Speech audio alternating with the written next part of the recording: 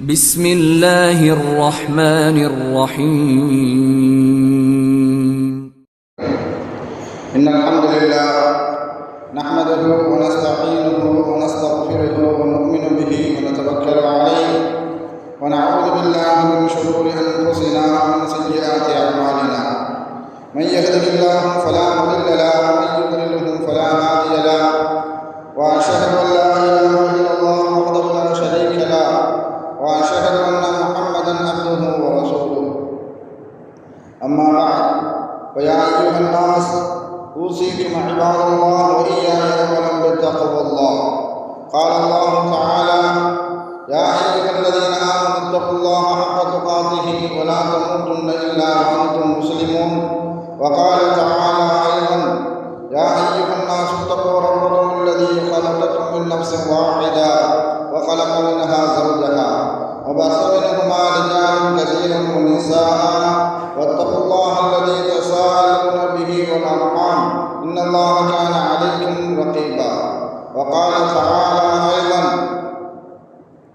يا أيها الذين آمنوا اتقوا الله وقولوا قولا سديدا يصلح لكم أعمالكم ويغفر لكم ذنوبكم ومن يطع الله ورسوله فقد فاز فوزا عظيما صدق الله العلي العظيم قال نبينا صلى الله عليه وسلم فإن أصدق الحديث كتاب الله وخير الهدي هدي محمد صلى الله عليه وسلم وشر الأمور محدثاتها وكل محدثة بدعة وكل بدعة ضلالة وكل ضلالة في النار வார்த்தைகளில் செல்வது அல்லாஹ்வுடைய வார்த்தை என்றும் வழிகாட்டுதலில் செல்வது நபிகள் நாயகம் ஸல்லல்லாஹு அலைஹி வஸல்லம் அவர்களுடைய வழிகாட்டுதல் என்றும் காரியங்களில் மிக மிக கெட்டது மார்க்கத்தில் புதுமையை உண்டாக்குவது ஒவ்வொரு புதுமையான காரியம் வழிகேடுகள் அனைத்தும் உங்களை நரகில் கொண்டு போய் சேர்க்கும் என்று நமது நபி ஸல்லல்லாஹு அலைஹி வஸல்லம் அவர்கள் தங்களுடைய ஒவ்வொரு சொற்பொழிவிலும் இந்த மனித சமுதாயத்திற்கு ஞாபகப்படுத்தியதை இந்த நல்ல சந்தர்ப்பத்தில் இங்கு ஒன்று கூடியிருக்கின்ற உங்களுடைய சிந்தனையிலும் ஆரம்பமாக இந்த நன்மொழியை ஞாபகப்படுத்தி எனது உரையை ஆரம்பம் செய்கிறேன். அல்ஹம்துலில்லாஹ். கண்ணியமானவர்களே, அல்லாஹ் நல்லடியார்களே, அல்லாஹ் தஆலா தன்னுடைய ஏகத்துவ கலிமாவை வைப்பதற்காக வேண்டி இந்த உலகத்தில் எண்ணற்ற நபிமார்களையும் ரசூல்மார்களையும் அனுப்பி வைத்தார். அவர்கள் அனைவர்களுமே அல்லாஹ்வுடைய கட்டளையின்படி அவர்களுக்கு அனுப்பப்பட்ட சமுதாய மக்களிடத்தில் அல்லாஹ்வுடைய ஏகத்துவ கலிமாவை வைத்தார்கள். அத்தனை நபிமார்கள் மீதும் ரசூல்மார்களின் மீதும் இறுதியாக வந்த நமது நபி ஸல்லல்லாஹு அலைஹி வஸல்லம் அவர்கள் மீதும் அவர்களுக்கு இறங்கிய இறை செய்தியை கண்ணால் கண்டும் காதால் கேட்டும் அப்படியே ஈமான் கொண்ட உத்தம சத்திய சஹாபாக்கள் சஹாபி பெண்மணிகளின் மீதும் அவர்களுக்கு பின் வந்த தஹபீன்கள் தபாதாபீன்கள் இமாம்கள் நல்லோர்கள் மீதும் குறிப்பாக இந்த ஜும்மாவில் அல்லாஹ்வை பற்றியும் அவனுடைய தூதர் முஹம்மது நபி ஸல்லல்லாஹு அலைஹி வஸல்லம் அவர்களை பற்றியும் தெரிந்து கொள்வதற்காக வேண்டி இங்கு ஒன்று கூடியிருக்கின்ற உங்கள் மீதும் என் மீதும் உங்களது குடும்பத்தாரின் மீதும் எனது குடும்பத்தாரின் மீதும் அல்லாஹ்வுடைய சாந்தியும் சமாதானமும் பொருத்தமும் மன்னிப்பும் இன்றும் என்றென்றும் உண்டாவதாக என்று கூறி எனது உரையை ஆரம்பம் செய்கிறேன். அல்ஹம்துலில்லாஹ். கண்ணியமானவர்களே, அல்லாஹ் நல்லடியார்களே, அல்லாஹ்வுடைய மகத்தான கருமையினால் நாம் எல்லாம் முதல் வசந்தம் என்று சொல்லக்கூடிய ரபீஉல் அவ்வல் மாதத்தின் முதல் ஜும்மாவில் அல்லாஹ் தஆலா நம்மை வீற்றிருக்க செய்திருக்கிறான். அல்ஹம்துலில்லாஹ். கண்ணியமானவர்களே, அல்லாஹ் நல்லடியார்களே, அல்லாஹ் தஆலா நமது நபி ஸல்லல்லாஹு அலைஹி வஸல்லம் அவர்களின் மூலமாக இந்த மனித சமூகத்திற்கு நன்மைகளையும் தீமைகளையும் அனைத்தையும் பிரித்து அறியக்கூடிய வாழ்வியல் வழிகாட்டுதல்களை ஸல்லல்லாஹு அலைஹி வஸல்லம் அவர்களின் மூலமாக அல்லாஹ் தஆலா நமக்கெல்லாம் தந்திருக்கின்றார். ஸல்லல்லாஹு அலைஹி வஸல்லம் அவர்கள் சில நேரங்களில் சில விஷயங்களில் அல்லாஹ்விடம் வேண்டும் என்று கேட்டுப்பட்டிருக்கிறார்கள். அதே போன்று சில நேரங்களில் யா அல்லாஹ் இதிலிருந்து என்னை பாதுகாத்து விடு என்பதாக சில விஷயங்களிலிருந்து பாதுகாப்பும் தேடியிருக்கிறார்கள். ஸல்லல்லாஹு அலைஹி வஸல்லம் அவர்கள் எது குறித்தெல்லாம் பாதுகாப்பு தேடினார்கள் என்பதை பற்றி நாம் பட்டியலிடுவதாக இருந்தால் அதனுடைய பட்டியல் என்பது நீளமானது. ஆனால் சில குறிப்பிட்ட விஷயங்களை மாத்திரம் இந்த ஜும்மாவின் வாயிலாக நாம் தெரிந்து கொள்ள கடமைப்பட்டு இருக்கின்றோம். குறிப்பாக ஸல்லல்லாஹு அலைஹி வஸல்லம் அவர்கள் பசியிலிருந்தும் பயத்திலிருந்தும் இறைவா என்னை பாதுகாத்தது என்பதாக அல்லாஹ்விடம் வேண்டியிருக்கிறார்கள். பெரும் நோயிலிருந்து தொற்று நோயிலிருந்து ஸல்லல்லாஹு அலைஹி வஸல்லம் அவர்கள் பாதுகாப்பு தேடியிருக்கிறார்கள். விபத்தின் மூலமாக ஏற்படக்கூடிய பேராபத்துகளை விட்டும் திடீர் மரணங்களை விட்டும் ஸல்லல்லாஹு அலைஹி வஸல்லம் அவர்கள் பாதுகாப்பு தேடியிருக்கிறார்கள். அதே போன்று கியாமத் நாளுக்கு முன்பாக மறுமைக்கு முன்பாக நடக்கக்கூடிய அனைத்து விதமான சோதனைகளிலிருந்தும் ஸல்லல்லாஹு அலைஹி வஸல்லம் அவர்கள் பாதுகாப்பு தேடியிருக்கிறார்கள். குறிப்பாக ஸல்லல்லாஹு அலைஹி வஸல்லம் அவர்கள் பசியிலிருந்து ஏன் பாதுகாப்பு தேடினார்கள், அதற்கு பின்னால் இருக்கக்கூடிய பேராபத்து என்ன என்பதை பற்றியும் நாம் தெரிந்து கொள்ள வேண்டும். பசி பட்டினிக்கு எதிராக ஸல்லல்லாஹு அலைஹி வஸல்லம் அவர்கள் எப்படி துஆ செய்திருக்கிறார்கள்? அல்லாஹும்ம இன்னி அஊது பிக மினல் ஜூஇ ஃபஇன்னஹு பிஸல் லஜீ. இறைவா என்னை பசியில் இருந்து பாதுகாத்து விடு என்பதாக ஸல்லல்லாஹு அலைஹி வஸல்லம் அவர்கள் துஆ செய்துவிட்டு, ஏனென்றால் ஃபஇன்னஹு பிஸல் லஜீ, அது மனிதர்களுக்கு கெட்ட நண்பன் என்பதாக ஸல்லல்லாஹு அலைஹி வஸல்லம் அவர்கள் சொல்லியிருப்பார்கள். ஒரு மனிதன் பசியோடு இருக்கும் பொழுது எந்த விதமான சிந்தனையும் நல்ல சிந்தனையும் அவனுக்கு தோணவே தோணாது, எதை பற்றியும் சிந்திக்கவும் முடியாது. இன்னும் சொல்ல போனால் கெட்ட விஷயத்தில் மாத்திரமே அவனுடைய உள்ளத்தில் தோன்றி மறையும் என்பதாக உலகியல் வல்லுநர்கள் எல்லாம் சொல்லி காட்டுவார்கள். நிறைய பேர் நாமளே கேள்விப்பட்டிருப்போம். பசிக்காண்டி திருடனவர்கள் எல்லாம் அவர்களுடைய தொழிலே அவர்களுடைய புலப்பே திருட்டாக மாறிய வரலாறுகள் எல்லாம் உண்டு. பசி எப்பொழுதுமே மனிதனுக்கு கெட்ட நண்பன் என்பதற்காக வேண்டித்தான் ஸல்லல்லாஹு அலைஹி வஸல்லம் அவர்கள் இப்படி துஆ செய்தார்கள். அல்லாஹும்ம இன்னி அஊது பிக மினல் ஜூ, இறைவா என்னை பசியிலிருந்து பாதுகாத்து விடு, ஃபஇன்னஹு பிஸல் லஜீ, அது மனிதர்களுக்கு கெட்ட நண்பன் என்பதற்காக வேண்டித்தான் ஸல்லல்லாஹு அலைஹி வஸல்லம் அவர்கள் இப்படி துஆ செய்தார்கள். நீதிபதிகள் எப்படி நடந்து கொள்ள வேண்டும் என்று மார்க்கத்தில் ஒரு வரமுறை இருக்கிறது, ஒரு வழிகாட்டுதல் இருக்கிறது. அதே மாதிரி நீதிபதிகள் எப்பொழுது தீர்ப்பு கூறக்கூடாது என்பதை பற்றியும் ஸல்லல்லாஹு அலைஹி வஸல்லம் அவர்கள் தெளிவான முறையில் வழிகாட்டும் பொழுது, ஒரு நீதிபதி பசியோடு இருக்கும் பொழுது எந்த தீர்ப்பையும் கூறக்கூடாது என்பதாக ஸல்லல்லாஹு அலைஹி வஸல்லம் அவர்கள் சொல்லி காட்டுவார்கள். ஒருவர் வணக்கத்தில் ஈடுபடுவதாக இருந்தால் கூட பசியோடு இருக்கும் பொழுது எந்த வணக்கத்திலும் ஈடுபடக்கூடாது என்பதில் மார்க்கத்தினுடைய வழிகாட்டுதல். நமக்கு ஒரு கேள்வி வரும், தொழுகை முக்கியமா சாப்பாடு முக்கியமா? அங்க கூட வணக்கம்தான் முக்கியம். என்ன பசியோடு சென்று எந்த வணக்கத்தில் ஈடுபட்டாலும் சரி, தொழுகையில் நிற்கும் பொழுதும் சாப்பாடு பற்றி உணவை பற்றி உண்டான சிந்தனை தான் கவனம்தான் வருமே தவிர அல்லாஹ்வை பற்றியோ நரகத்தை பற்றியோ குர்ஆன் வசனங்களை பற்றியோ சொர்க்கத்தை பற்றியோ நாம் அல்லாஹ்வுக்கு முன்னாடி நிற்கிறோம் என்பதனுடைய கவனமோ சிந்தனையோ பசியோடு இருக்கக்கூடிய மனிதர்களிடத்தில் தோன்றவே தோன்றாது. அதனால தான் மார்க்கம் தெளிவான முறையில் வழிகாட்டும், நீ பசியோடு இருக்கும் பொழுது நீ தொழுகையில் ஈடுபடாதே, எந்த விதமான வணக்கத்திலும் ஈடுபடாதே. மாறாக நீ உன்னுடைய பசியை போக்கிவிட்டு நீ சாப்பிட்டு விட்டு எந்த வணக்கத்தில் ஈடுபட்டாலும் அதில் கவனம் செலுத்த முடியும்.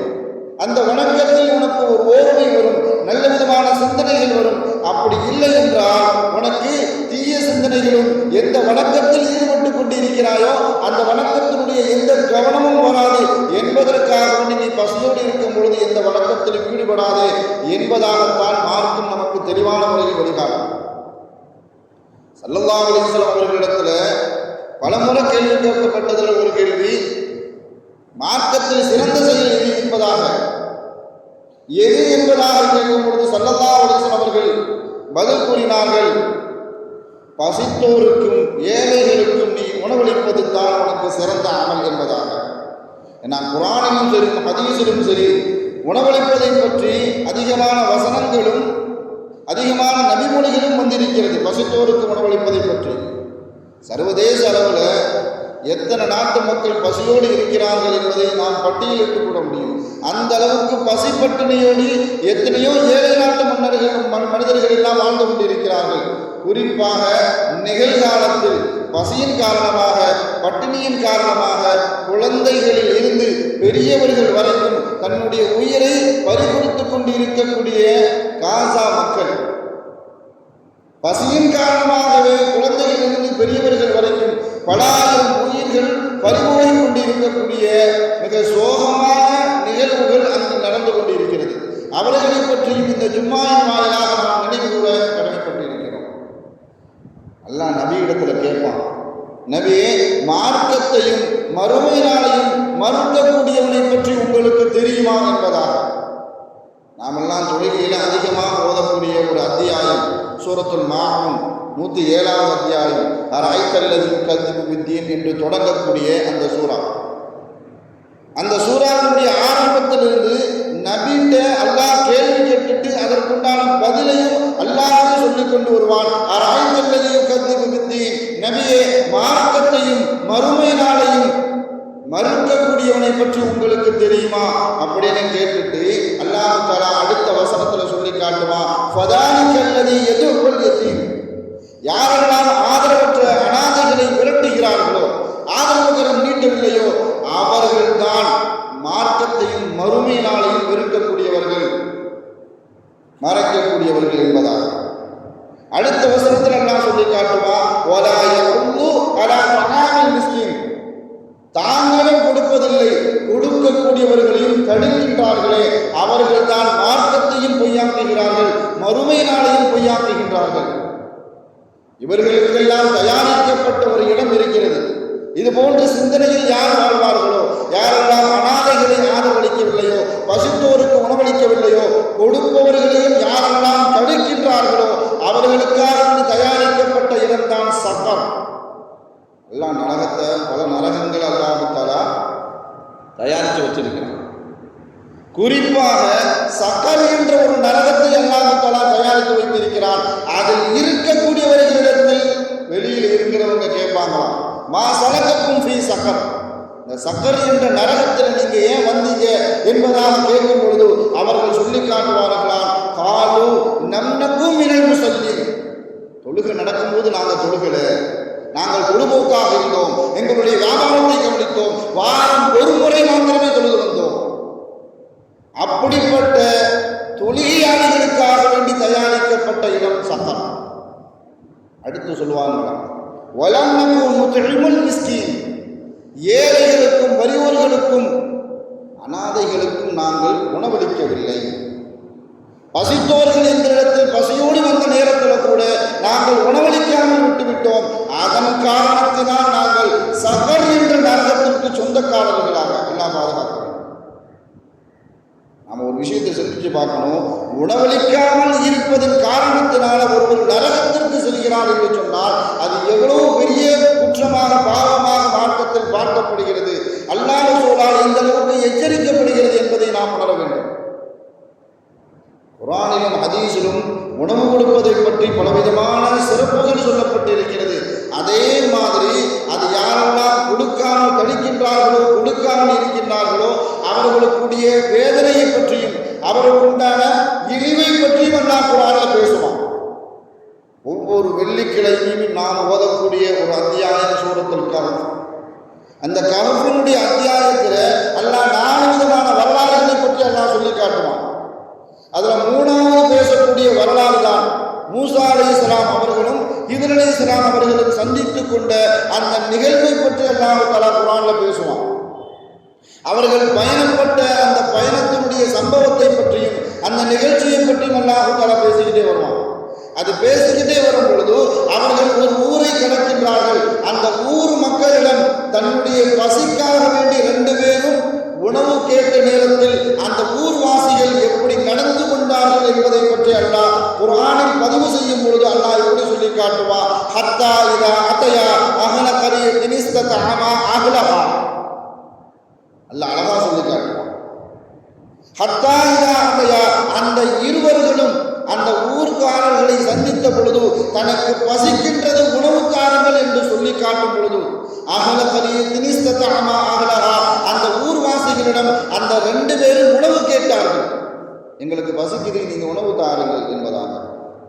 அப்படி கேட்ட நேரத்தில் நம்முடைய அந்த 2 விருந்தாளிகளுக்கும் உணவு கொடுப்பதற்கு அவர்கள் மறுத்து விட்டார்கள். இன்னைக்கு வரைக்கும் அல்லாஹ் குர்ஆன்ல பதிவு செஞ்சிருக்கிறான். உணவு கொடுக்கிறது மறுக்கிறத பற்றி அல்லாஹ் தஆலா இவ்வளவு பேசலாம் அப்படின்னு சொன்னா, அந்த ஊர்க்காரர்களை பற்றி தஃசீர்ல எழுதுவாங்க. இதற்கில் இருக்கக்கூடிய அரபு நாட்டை சுற்றி இருக்கக்கூடிய ஒரு நாடு அந்தாக்கியா என்று சொல்லக்கூடிய அந்த பகுதி, அந்த ஊர்வாசிகள் தான் மூசா அலைஹிஸ்ஸலாம் அவர்களுக்கும் ஹிதர் அலைஹிஸ்ஸலாம் அவர்களுக்கும் உணவு கொடுக்கவில்லை என்பதை அல்லாஹ் தஆலா சூரத்துல் கஹ்ஃப்ல பதிவு செய்வான். அந்த அளவுக்கு இழிவான காரியம், அந்த ஊர்வாசிகளை இன்றளவுக்கும் விமர்சனம் செய்யக்கூடிய விஷயத்தில் அல்லாஹ் தஆலா குர்ஆன்ல பதிவு செஞ்சிருக்கிறார். அப்படின்னு சொன்னா, பசித்தோருக்கு உணவு கொடுப்பது எவ்வளவு சிறப்பான காரியம், அதை மறுக்கின்றது எவ்வளவு இழிவான காரியம் என்பதை நாம் உணர்ந்து கொள்ள வேண்டும். இன்னொரு விஷயம், நம்மள்ட்ட இருக்கக்கூடிய ஒரு பழக்கம் என்னன்னு சொன்னா, மற்றவர்களுக்கு உணவு கொடுப்பதாக இருந்தால் நமக்கு தேவையில்லாத நேரத்தில் வேஸ்டா போய் எடுத்துக்கங்க.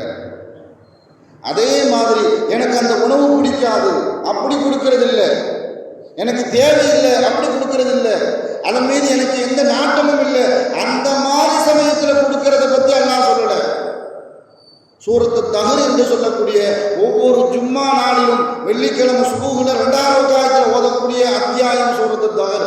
அந்த அத்தியாயத்தில் 8வது வசனத்தில் அல்லாஹ் சொல்லி காட்டுவான்,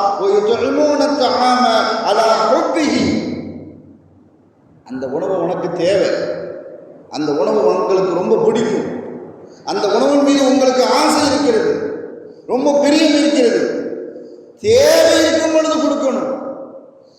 அந்த உணவு உங்களுக்கு பிடிக்கும் போது கொடுக்கணும், அந்த உணவின் மீது நாட்டம் இருக்கும் பொழுது கொடுக்கணும். அப்படி கொடுத்தவர்களை பற்றி தான் அல்லாஹ் பேசுவான். யாருக்கெல்லாம் அல்லாஹ் கொடுக்க சொல்றான்? தொடர்ச்சியாக பேசும் பொழுது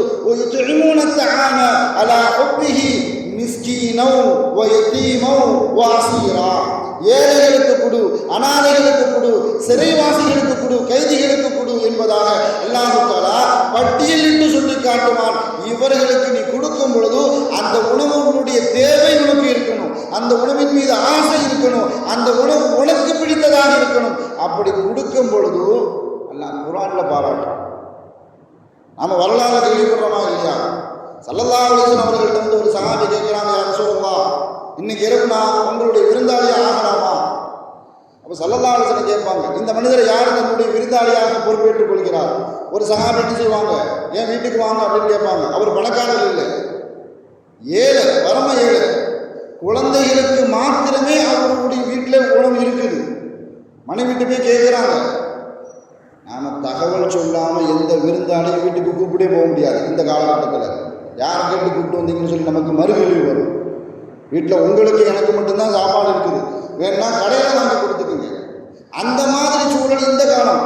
ஆனால் அன்றைய கால சூழல், சஹாபாக்களுடைய காலகட்டத்தில் ஸல்லல்லாஹு அலைஹி வஸல்லம் அவர்களுடைய விருந்தாளியை ஒரு சஹாபி என்ன செய்கிறாங்க, இது நபியினுடைய விருந்தாளி என்பதாக அழைத்து கொண்டு தன்னுடைய வீட்டுக்கு செல்லக்கூடிய நேரத்தில் பிள்ளைகளுக்கு மாத்திரமே, குழந்தைகளுக்கு மாத்திரமே உணவு இருக்கிறது. தன் மனைவிட்டு போய் சொல்லும் பொழுது எப்படியாவது குழந்தைகளை பசியோடு தூங்க வச்சுது. அந்த பெண்ணுடைய தூங்க வச்சுட்டாங்க. இவங்களும் நமக்கு உணவு கிடையாது, நபியினுடைய விருந்தாளிக்கு உணவு கொடுக்க வேண்டும் என்பதற்காக வேண்டி அவர்கள் இரவு விளக்கை அணைத்து விட்டு சாப்பிடுவது போல் பாசாங்கம் செய்து அந்த விருந்தாளியை சாப்பிட வச்சாங்க.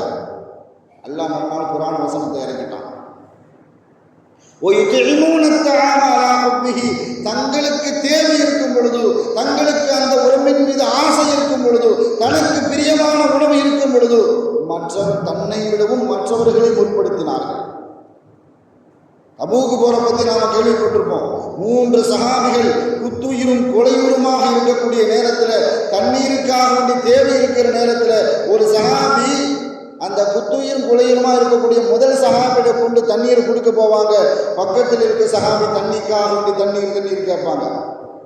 மரண நேரத்தினுடைய அந்த வேதனை, அந்த தாகம் எப்படி இருக்கிறது என்பதை குர்ஆனும் ஹதீஸும் நமக்கு தெளிவான முறையில் சொல்லி காட்டும்.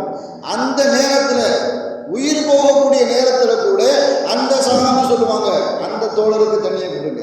அந்த தோழர்கிட்ட போனால் பக்கத்தில் இருக்க தோழருக்கு தண்ணி கொடுக்க சொல்லுவாங்க. அப்படி முடிச்சுட்டு 3வது இங்கே வர்றதுக்குள்ள முதல் ஆள் ஷஹீதாகிடுவார். ரெண்டாவது ஆள்கிட்ட போகும்போது அவரும் ஷஹீதாகிடுவார், மூணாவது போகும்போது மூணாவது ஆளும் ஷஹீத் விடுவார். இப்படிப்பட்டவர்களைத்தான் அல்லாஹ் குர்ஆனின் மூலமாக பறைசாட்டுவான். தனக்கு தேவை இருக்கும் பொழுது அடுத்தவர்களை யார் முற்படுத்துவார்களோ அவர்களை பற்றி தான் அல்லாஹ் குர்ஆனில் பேசுவான். என்ன, மதீனாவுக்கு ஸல்லல்லாஹு அலைஹி வஸல்லம் அவர்கள் ஹிஜ்ரத் செய்து போகும் பொழுதே தன்னுடைய அரசியலையும் தன்னுடைய ஆன்மீகத்தையும் அடுத்த கட்டத்திற்கு கொண்டு போக வேண்டும். ஏன்னா அரசியலுக்கு ஒரு கட்டமைப்பு, ஒரு ஆன்மா அமைக்கிறதுக்கோ ஒரு படையை தயாரித்து செய்வதற்கோ மக்கா உகந்த பூமியாக இல்லை. அவர்கள் அடுத்த கட்டத்திற்கு தேர்ந்தெடுத்த பூமி மதீனா. மதீனாவுக்குள்ள போறாங்க. போன உடனே ஸல்லல்லாஹு அலைஹி வஸல்லம் அவர்கள் பேசிய முதல் கன்னி பேச்சு, ஸல்லல்லாஹு அலைஹி வஸல்லம் அவர்கள் என்ன சொல்ல போறாங்க என்பதாக மதீனா வாசிகள் எல்லாம் ஆவலோடு எதிர்பார்த்து இருந்த அந்த நேரத்தில் ஸல்லல்லாஹு அலைஹி வஸல்லம் அவர்கள் பேசிய முதல் வார்த்தை அப்ஷு ஸலாம், சலாத்தை பரப்புங்க. நமக்குள்ள சலாத்தை பரப்புறதுக்குள்ள இஸ்லாத்தின் ஜாதி இல்லைன்னு நாம சொல்லிட்டு வர்றோம். ஆனால் நம்ம ஜாதி பார்த்து தான் என்ன செய்யறோம், ஆளை பார்த்து தான் நம்ம சலாமே சொல்றோம். இவருக்கு சலாம் சொல்லலாமா கூடாது, இவருக்கு சலாம் சொன்னால் நமக்கு என்ன பிரயோஜனம் இருக்கு, இவருக்கு சலாம் சொல்றதுனால நமக்கு ஒரு பிரயோஜனம் இல்லை என்ற ரீதியில தான் நம்மளுடைய சலாமே இருக்குது. ஸல்லல்லாஹு அலைஹி வஸல்லம் அவர்கள் பேசிய முதல் வார்த்தை அப்ஷு ஸலாம், நீங்கள் சலாத்தை பரத்துங்கள். எளியவர்களுக்கும் உணவு தேவையுடையவர்களுக்கும் உணவளியுங்கள் என்பதாக. நான் பல கட்டங்களில் பல சஹாபிகள் ஸல்லல்லாஹு அலைஹி வஸல்லம் அவர்களிடத்தில் கேட்ட கேள்வி, யா ரசூலல்லாஹ் ஐயு இஸ்லாம் ஹைரா, இஸ்லாத்தில் சிறந்த அமல் எது? ஐயுல் ஈமான ஹைரா, ஈமான சிறந்த அமல் எது? ஐயுல் அமாலி ஹைரா, அமல்லையே சிறந்தது எது? மூணு கேள்வி. இன்னொரு சஹாபி வந்து கேட்கிறாங்க, அல்லமனி அமலன் ஹைரன் யுதுகிலுல் ஜன்னா, யா ரசூலல்லாஹ் எனக்கு ஒரு செயலை, எனக்கு ஒரு அமலை கற்றுத்தாருங்கள், அந்த அமலின் மூலமாக நான் சொர்க்கம் செல்ல வேண்டும், அப்படிப்பட்ட செயலை ஒரு அமலை எனக்கு கற்றுத்தாருங்கள். ஸல்லல்லாஹு அலைஹி வஸல்லம் அவர்கள்ட்ட கேட்ட 4 கேள்விக்கும் ஒரே பதில் சொன்னாங்க, பசித்தோருக்கு நீ உணவு கொடுத்துருங்க. இஸ்லாத்தில் சிறந்தது அது, ஈமானில் சிறந்தது அது, அமல்களில் சிறந்தது அது. நீ சொர்க்கம் செல்வதற்கு காரணமாக இருப்பதும் உணவு கொடுப்பது. அதை நீ செஞ்சுட்ட அப்படின்னு சொன்னா இந்த 4க்கும் ஒரே பதில ஸல்லல்லாஹு அலைஹி வஸல்லம் அவர்கள் பட்டியலிட்டு கேட்பவர்களுக்கெல்லாம் இதைத்தான் பதிலாக கூறினார்கள். இந்த காலகட்டத்தில் எல்லாருக்கும் உணவு தேவை இருக்குது. அது ஆளை பொறுத்து என்ன செய்யும், மாறுபடும். ஆனால் ஸல்லல்லாஹு அலைஹி வஸல்லம் அவர்களிடத்தில் வந்து கேட்டவர்களுக்கு யாருமே ஸல்லல்லாஹு அலைஹி வஸல்லம் அவர்கள் இல்லை என்று சொன்னதே இல்லை.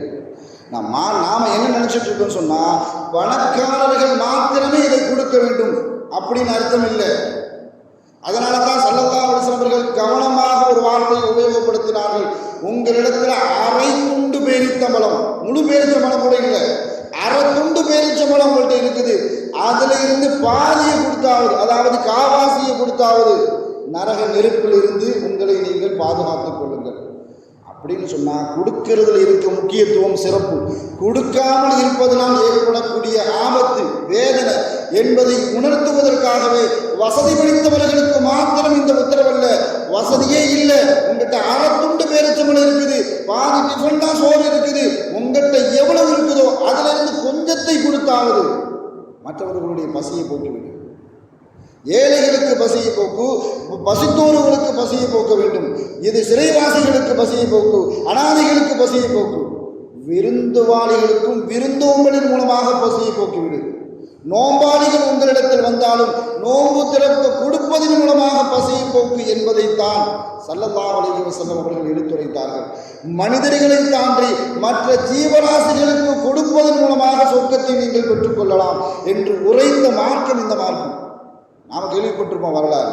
ஒரு பெண்மணி மிகப்பெரிய வணக்கசாலி, ஆனால் ஒரு தான் வளர்க்கிற பூனையை கட்டி போட்டு பட்டினி சாவு அடைவதற்கு காரணமாக இருந்ததனால் அந்த பெண்மணி நரகத்திற்கு சொந்தக்காரர்களாக மாறினார். அல்லாஹ் பாதுகாப்பு.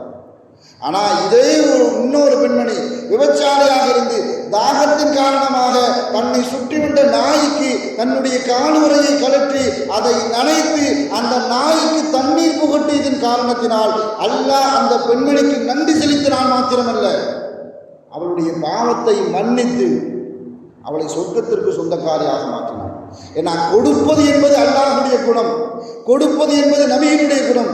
அதை தடுப்பது, கொடுக்காமல் இருப்பது பாவிகளுடைய குணம், ஷைத்தானுடைய குணம். நான் இஸ்லாமினுடைய தண்டனை சட்டங்கள் நீங்க எதை எடுத்துக்கொண்டாலும் சரி, திருடுனா கையை வெட்டு, விபச்சாரம் செய்தால், திருமணம் ஆகாதவர்களாக இருந்தால் கசையடி, திருமணம் ஆனவர்களாக இருந்தால் கல்லெறிந்து கொள்ள வேண்டும், பலிக்கு பலி, கண்ணை குத்திட்டானா கண்ணை குத்து, பல்ல உடைச்சிட்டானா பல்ல உட. அதே மாதிரி கொலைக்கு கொலை என்று சொல்லக்கூடிய பெரும் குற்றங்களில் ஈடுபடக்கூடியவர்களாக இருந்தாலும் சரி, எவ்வளோ பெரிய குற்றவாளியாக இருந்தாலும் சரி, அவர்களுக்கு உணவு தடை செய்வதற்கு இஸ்லாம் அனுமதிக்கவில்லை. உணவு கொடுத்துரு, அவர் எவ்வளவு பெரிய குற்றவாளியாக இருந்தாலும் சரி உணவு கொடுத்துரு. உணவு கொடுக்காமல் பசியாக இருந்து, பசியின் காரணமாக, பட்டினியின் காரணமாக அவர் உயிர் போடுவதற்கு காரணமாக நீ அமைந்து விடாது. இது எந்த காலகட்டத்திலும் இஸ்லாம் அனுமதிக்கிறதே இல்லை. ஆனால் இப்படிப்பட்ட நிகழ்வை தான் ஒரு நாடுக்கு எதிராக ஒரு வஞ்சம் தீர்த்து கொண்டு இருப்பதை நாம் கண்கூடாக நிகழ்காலத்தில் நாம் பார்த்து கொண்டு இருக்கிறோம். உலக நாடுகளெல்லாம் அவர்களை பயங்கரவாதிகளாக, சர்வதேச குற்றவாளிகளாக யாரெல்லாம் நெஞ்சத்தில் ஈரம் இருக்கிறதோ, உள்ளத்தில் கொஞ்சமாவது கருணை இருக்கிறதோ, மனிதனேயும் யாருடைய உள்ளத்திலாம் இருக்கிறதோ, அப்படிப்பட்ட நடுநிலையாளர்கள் எல்லாம் இஸ்ரேல் நாட்டை பார்த்தும், இஸ்ரேல் நாட்டில் இருக்கக்கூடியவர்களை பார்த்து அவர்களெல்லாம் பெரும் குற்றவாளிகள். ஏனென்றால் குழந்தைகளும், பெரியவர்களும், வயோதிகர்களும், பெண்களும் அவர்களுடைய பட்டினி சாவு அடைவதற்கு அவர்கள் எல்லாம் காரணமாக இருப்பதன் காரணத்தினால் நான் ஒரு சமூகத்தை அல்லாஹ் லேசில் அழிக்க மாட்டான். அவர்களுடைய பெரும் குற்றத்தின் காரணமாக, பெரும் பாவத்தின் காரணமாக அல்லாஹ் தஆலா ஒரு சமூகத்தை அழிக்கிறான். எப்படி அழிக்கிறான்னு சொன்னா, உருமாற்றம் செஞ்சு அழிக்கிறான். பன்றிகளாகவும் குரங்குகளாகவும் அல்லாஹ் தஆலா ஒரு சமூகத்தை உருமாற்றி அழிக்கிறான்னு சொன்னா அது யூத சமூகம் தான்.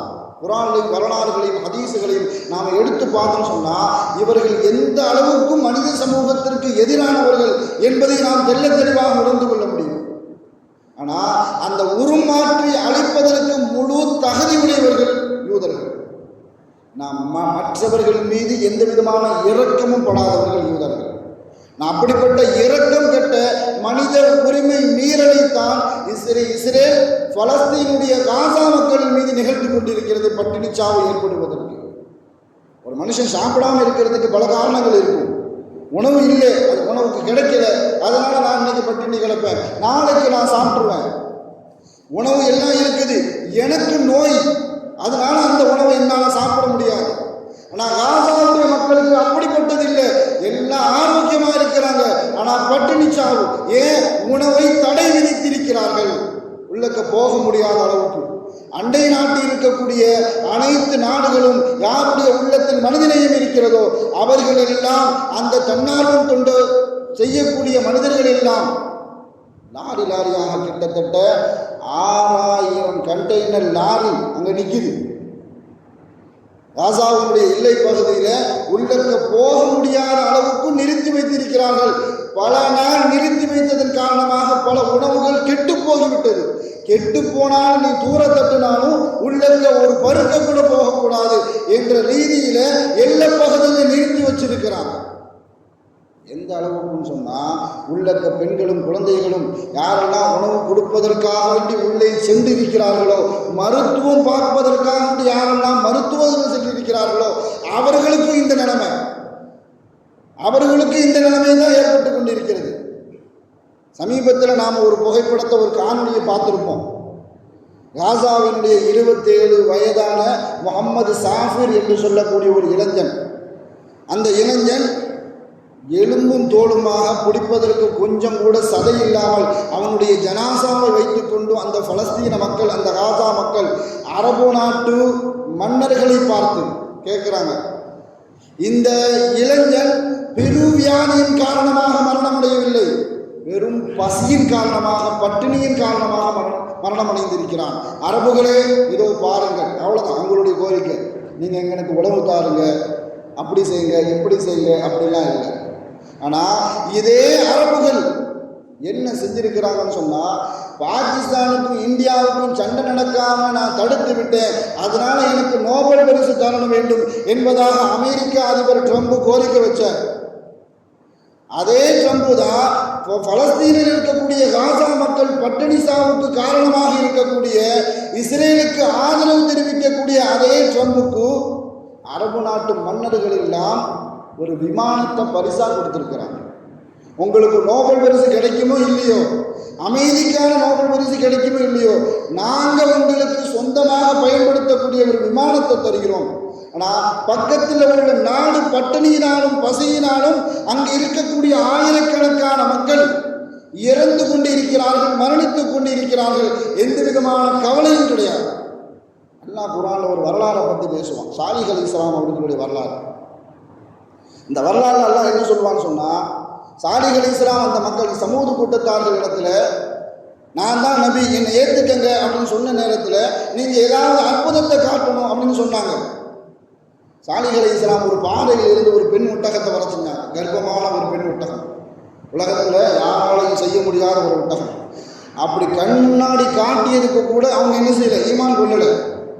அப்படி வந்ததுக்கு அப்புறம் சாலிஹ் அலைஹிஸ்ஸலாமும் அல்லாஹ்வும் சேர்ந்து அந்த சமூகம் அந்த கூட்டத்தார்கள்ட்ட சொன்ன ஒரே ஒரு கோரிக்கை, வலா தமஸ்ஸூஹா பிஸூஇன் ஃபயஅஹுதுகும் பிஅதாபி யௌமின் அதீம். அந்த ஒட்டகத்தின் பக்கத்தில் நெருங்காதீங்க. அதை தண்ணி குடிக்கணும்னு சொன்னால் அது வாட்டுக்கு மேய்ஞ்சிட்டு திரியட்டும். அதை பக்கம் யாரும் நெருங்கி அதை தொந்தரவு கொடுத்துடாதீங்க.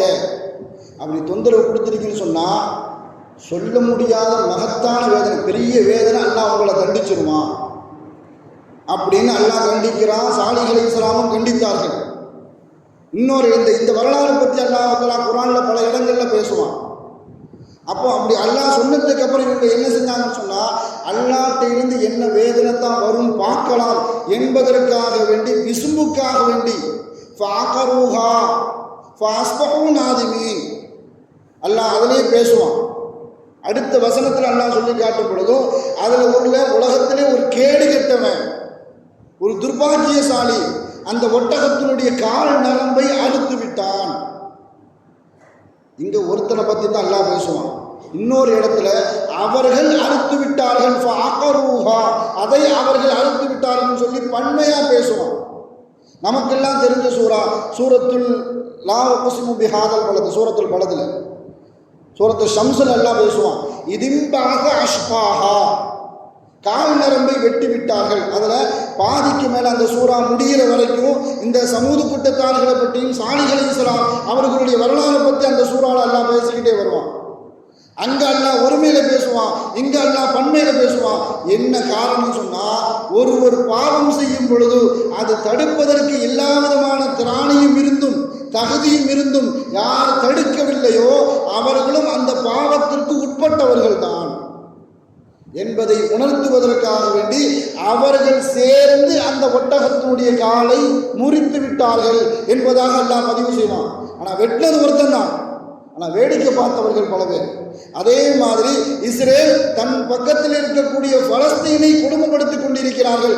இஸ்ரேல் கொடுமைப்படுத்தினாலும் அதை தடுப்பதற்குண்டான எல்லா தகுதியும் இருக்கக்கூடிய அரபு நாடுகள் எப்பா லாரியை உள்ள உடுப்பாங்க, பசியினாலையும் பட்டினினாலையும் செத்து கொண்டு இருக்கிறார்கள், அதையாவது உள்ள விடு என்று சொல்வதற்கு கூட திராணி இல்லாத அரபு தேசத்து மக்கள் என்ன நினைக்கிறாங்கன்னு சொன்னா, அவனுக்கு எதிராக நான் குரல் கொடுத்து விட்டால் எனக்கும் என் ஆட்சிக்கும் என் நாட்டுக்கும் எந்த விதமான பாதிப்பும் வந்துவிடக்கூடாது என்ற மௌனிகளாக, குருடர்களாக, ஊமைகளாக அங்கு இருக்கக்கூடிய மன்னவர்கள் எல்லாம் சுற்றி இருக்கக்கூடிய அரபு நாட்டு மன்னர்கள் இப்படி இருக்கிறார்கள்.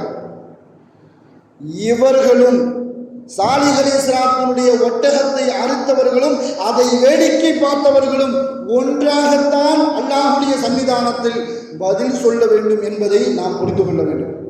எந்த அளவுக்கு இப்படி ஆயிடுச்சுன்னு சொன்னா, உள்ளக்கத்தானே உணவு விடமாட்டேங்கிற, லாரி லாரியா கண்டெய்னராக அங்கு வெளியில நிறுத்தி வச்சிருக்கிற, உன்னுடைய கட்டுப்பாட்டு இதில் தான் இருக்க முடியும் என்று நினைத்த அண்டை நாட்டு மக்கள் எல்லாம் அவர்களுடைய கடலோர பாதைக்கு சென்று உணவை ஒரு பாட்டில் அடைத்து டப்பாவில் அடைத்து, இறைவா இது பலஸ்தீன மக்களுக்கு நீ சேர்த்து விடு என்பதாக கடல்ல கொண்டு போய் உணவை கொண்டு போடுறாங்க.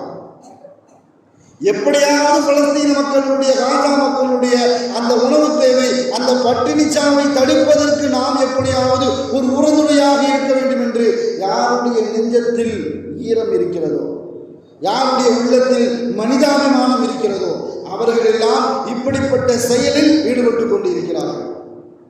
நாம் இங்கு புதுவசனத்தை கொண்டாடுவதற்கு தயாராக கொண்டிருக்கிறோம். நாம் செய்கிறது, நாம் ரொம்ப தூரத்தில் இருக்கிறோம். நாம் போய் போரும் செய்ய முடியாது, அவர்கள்ட்ட போய் கட்டளையும் செய்ய முடியாது.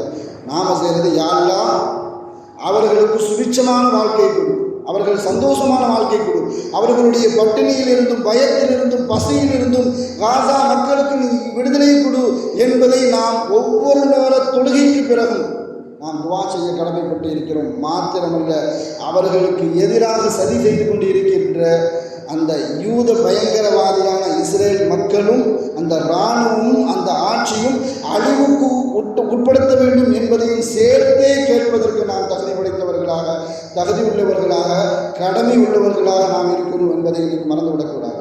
இன்னொரு விஷயம், இப்போ கடந்த புதன்கிழமையிலிருந்து இந்த மாற்று மத சகோதரர்கள் பிள்ளையார் சதுர்த்தி என்ற பெயரில் என்ன செய்கிறாங்க, அவங்க வணக்கத்தில் ஈடுபட்டு கொண்டு இருக்கிறாங்க. இந்த நாளை கழிச்சு நாளை மறுநாள் ஞாயிற்றுக்கிழமை அதை கரைக்கிறதுக்கு எடுத்துகிட்டு போவாங்க.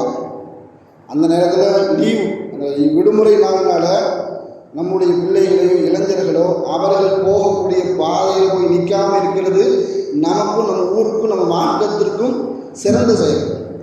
அப்படி இல்லை அப்படின்னு சொன்னால் நாம் தற்செயலாக அங்கே போவோம், நம்ம பார்த்துட்டு தான் அதில் உள்ள செய்தான் ஏதாவது நினைச்சுவான், நம்மளுடைய ரோஷத்தை தூண்டுற மாதிரி ஏதாவது ஒரு வார்த்தையை சொல்லுவான். அதற்கு நாம் எதிர்வினை காட்டக்கூடிய சூழலுக்கு நாமளே ஆட்பட்டு விடக்கூடாது. நாம் முஸ்லீம்கள் சொன்னாலே எந்த அளவுக்கு எல்லா பகுதியிலிருந்தும் தாக்குவதற்கு தயாராக இருக்கிறார்கள் என்பதை நாம் நிகழ்காலத்தினுடைய சம்பவங்களையும் நிகழ்வுகளையும் நாம் பார்த்து வருகிறோம். அதனால் இன்ஷா அல்லாஹ் யாரும் அவர்கள் போகக்கூடிய அந்த சமயத்தில் அவர்களுடைய மார்க்கம் அவர்களுக்கு, நாம் நம்மளுடைய வேலையை பார்த்துட்டு இருந்தாலே போதும். அவர்கள் செல்லக்கூடிய அந்த நேரத்தில் நம்மளுடைய பிள்ளைகளை சும்மா வேடிக்கை பார்ப்பதற்காக வேண்டி நம்மளுடைய இளைஞர்களோ நம்மளுடைய பிள்ளைகளோ நாம் என்னதான் செய்கிறாங்க அப்படின்னு பார்ப்பதற்கு கூட அந்த செயலு அந்த பக்கம் செல்லாமல் இருப்பது நமக்கு ரொம்ப சிறந்ததாக அமையும் என்பதை இந்த ஜமாத்தின் வாயிலாக நான் தெரிவித்துக் கொள்கிறேன். அல்லாஹ் தஆலா வாழும் காலமெல்லாம் மருத்துவமனை கஷ்டங்கள், அதன் செலவுகள், சிரமங்கள் அனைத்தையும் விட்டும் அல்லாஹ் தஆலா நம்மை பரிபூர்ணமாக பாதுகாப்பானாக. வாழும் காலமெல்லாம் நோய் நொடிகள் இல்லாமல் உடல் ஆரோக்கியத்தோடு மனநிறைவோடு இன்பத்தோடு அல்லாஹ்வை நின்று வணங்கி வழிபட்டும் வாழும் நசீபை எல்லாம் அல்லாஹ் உங்களுக்கும் எனக்கும் நம்மை ஈன்றெடுத்த தாய் தந்தையர்களுக்கும் நம் மனைவி மக்கள் உற்றார் உறவினர் யாவருக்கும் கொடுத்து அருள் புரிவானாக என்று கூறி எனது வார்த்தையை நிவர்த்தி செய்கிறேன். ஆஹிர் தாவானா அல்ஹம்துலில்லாஹி ரப்பில் ஆலமீன். அஸ்ஸலாமு அலைக்கும் வரஹ்மத்துல்லாஹி வபரகாத்துஹு.